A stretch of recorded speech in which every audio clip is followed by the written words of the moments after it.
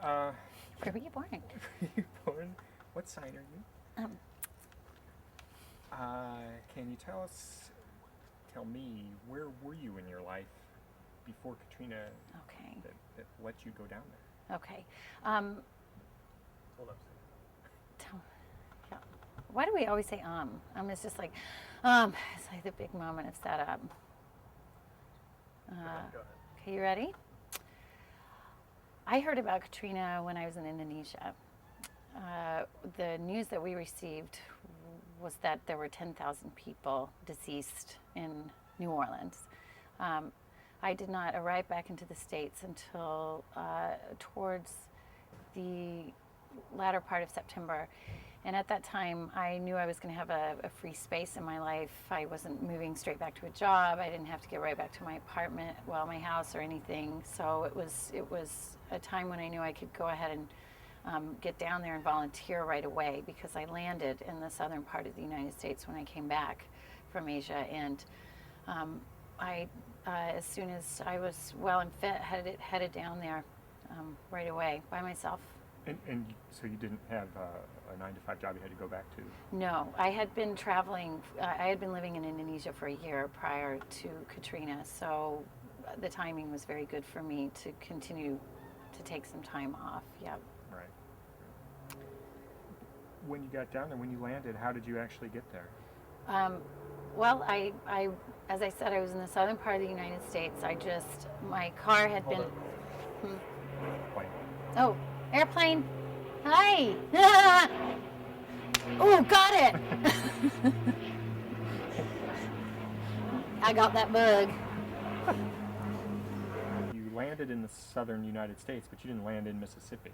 No, I was in the southern part of the United States. My car had been in storage for a year, so I just jumped in my car and headed down to Mississippi. I had searched out a group that was, what?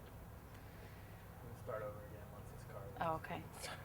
Oh, man. I'll just start all over through the beginning of that. There they go. Well, they just parked there. Okay.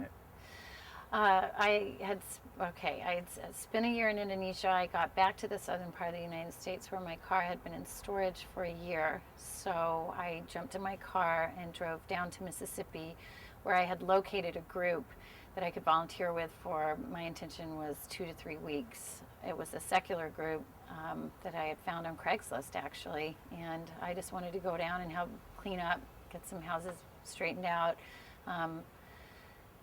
get an eye on what I could do down there. And so I arrived at night, which was a really interesting thing. As I said, I was driving by myself, and by the time I got there, I really wasn't witness to a lot of the destruction as I was driving in, because the last couple of hours I was in darkness. So when I woke up the next morning and found out where I was blown away. It was astounding. I mean, the place was completely wrecked. I was in the middle of a field of complete wasteland. And you hadn't expected that? No, as everyone says, every person who's described arriving down there physically, the pictures don't do it justice, the television doesn't do it justice. You have no idea what you're going to see until you get down there and you look around and you go, this is unbelievable, just shocking. I had the opportunity to see the aftermath of the Indonesian tsunami up in Sumatra. I was not in Aceh, but just a little bit south of it, and on a couple of islands in the outer minor islands, and everything there had washed away. So you had a very clean landscape for the most part. No human can conceive of how much stuff there was. Every American home that had a few cars and a dishwasher and a washer and a dryer and several bedrooms and beds and furniture and clothes and everything just strewn everywhere, blown blocks away, hanging from trees all over the place. You never had any conception of how much stuff we have as a people, Americans. Even people who don't have a lot of stuff have a lot of stuff. and it was everywhere. How did how how did that make you feel emotionally when you saw it? I mean, you were Shocked. I felt shocked. Emotionally, I felt shocked. Emotionally, you are unprepared. Again, television, print, everything you've read, seen, heard, having friends down there, talking to people on the phone, hearing it again and again, it just doesn't really prepare you watching a little square box for the reality of what it is in person.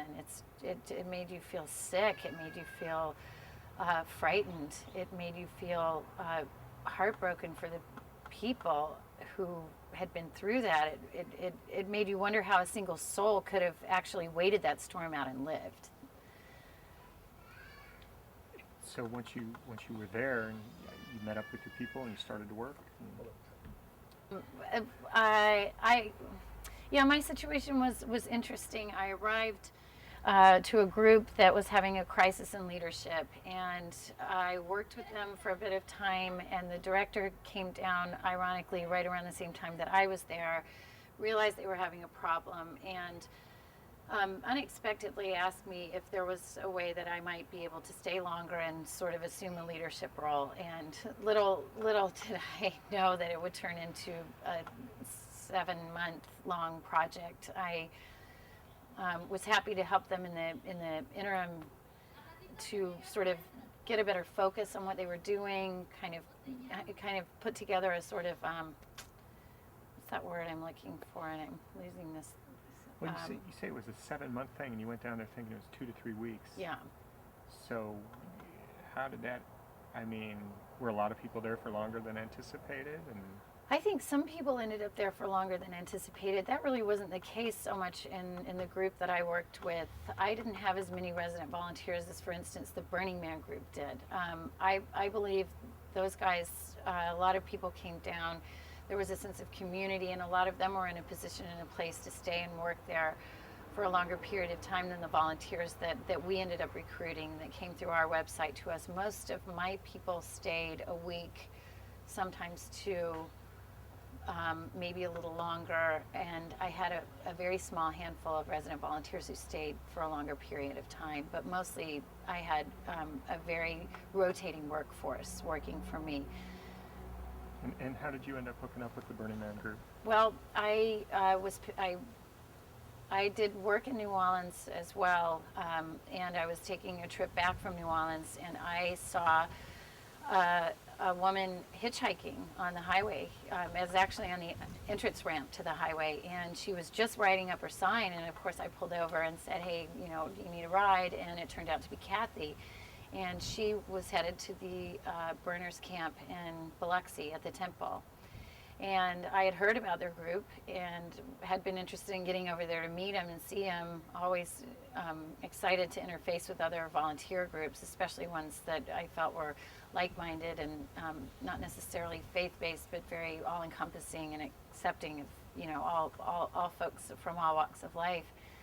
So she said, sure, drop me off on the highway near Bay St. Louis. Of course, I wasn't about to do that, and I drove her on all the way into Biloxi, and that was the first time I met Richard or anybody else in the group, and saw what a great setup they had. Was really, really impressed with what they were able to pull off compared to, we were a little tent city. We were fortunate and had electricity and stuff, but those guys just had the wonderful domes and RVs and trailers and great equipment and everything all set up there, and we're quite organized and seemed to have a sense of community, and it was a very impressive volunteer camp there in Biloxi. Mm-hmm. Cool.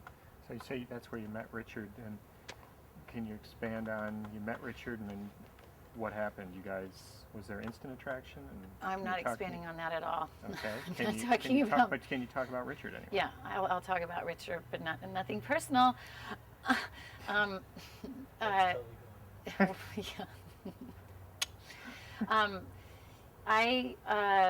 Let's see. We were invited to come out for the Christmas party, and we were so impressed by what they had done for Christmas for the community of Biloxi. It was incredible. And they had built this massive, amazing Christmas tree to burn that evening. I brought my volunteers over. We just had a super time that night.